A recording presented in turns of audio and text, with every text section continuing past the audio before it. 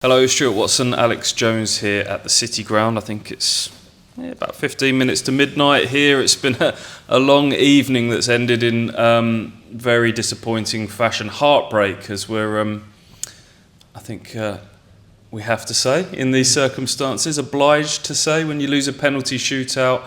What are your reflections on that? It's finished 1-1 against a Forest side flying high in the Premier League.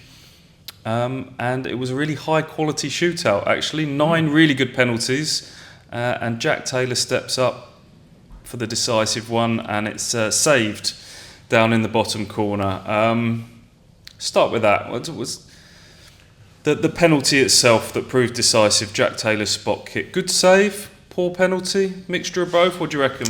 Mixture of both. When you're taking penalties, I'm no footballer, but I think it's aim for the corners and either go low and hard or high and hard, hit it, place it.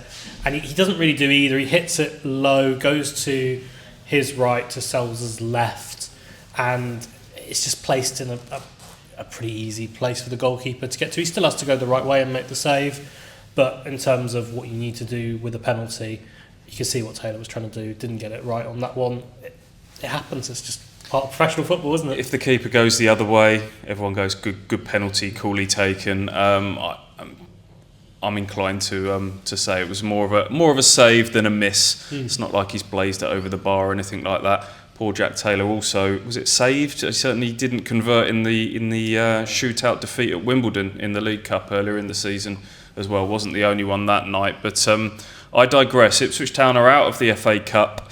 So close to getting into the quarterfinals. It would have been a trip to Brighton. Ipswich haven't made it that far in the competition in more than 30 years, 1993. But it wasn't to be tonight. The performance as a whole, what do you reckon? Was it a draw, a fair result after 120 minutes? What are you thinking? I'd say so, yeah.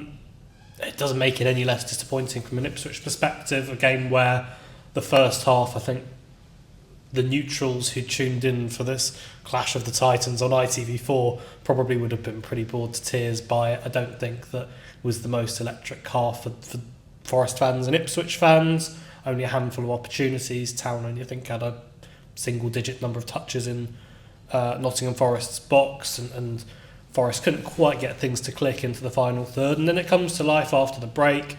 It really comes from, you'd probably say, 2 goals that I don't think out of nothing, but probably against the flow of the game. You could argue Ipswich hadn't been turning the screw massively before George Hurst heads in the corner, and I don't think that Forest had really had a brilliant response before getting the equaliser through Yates, but those are where the 2 goals come from. It opens up the game, you have more opportunities, and then it just kind of descends into the madness that most games going into extra time end up kind of having.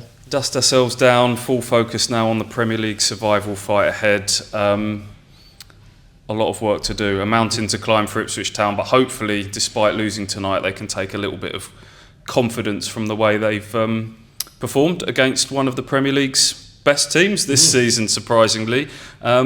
Next up, a trip to Crystal Palace on Saturday. In-form Crystal Palace without Jean-Philippe Mateta. We'll see you there.